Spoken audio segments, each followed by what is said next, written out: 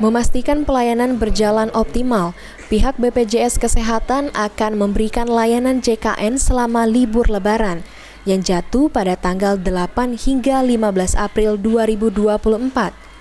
Meski begitu, pihak BPJS Kesehatan juga menekankan jika untuk korban kecelakaan selama mudik Lebaran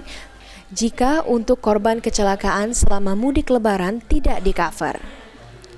Asisten Deputi SDM Umum dan Komunikasi Angga Firdausi mengatakan, selama libur Lebaran, peserta yang berada di luar wilayah fasilitas kesehatan tingkat pertama dapat mengakses pelayanan di FKTP lain.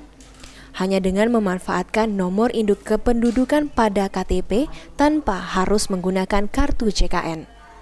Selain itu, BPJS Kesehatan akan menyiapkan posko mudik yang bisa dimanfaatkan. Namun kembali ditekankan, bukan hanya pada momen mudik, tetapi juga pada kondisi biasa. BPJS Kesehatan hanya bisa mengcover kecelakaan tunggal dengan sejumlah ketentuan. Namun untuk kecelakaan yang melibatkan lebih dari satu pihak akan ditanggung jasa raharja. Puskesmas, DPP, dan klinik maupun jika ada kegawat daruratan juga bisa memanfaatkan dari pelayanan di rumah sakit. Termasuk kecelakaan atau gimana Pak? Kalau kecelakaan kan ada aturan sendiri bahwa untuk kecelakaan tunggal itu bisa oleh BPJS Kesehatan.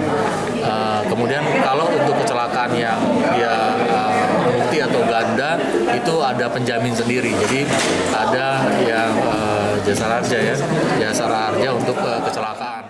Asisten Deputi SDM Umum dan Komunikasi Angga Firdausi menambahkan, selama libur Lebaran dan perjalanan mudik, peserta JKN segmen pekerja bukan penerima upah dihimbau untuk melakukan pembayaran iuran setiap tanggal 10 setiap bulannya, agar status kepesertaan aktif utamanya pada saat perjalanan mudik.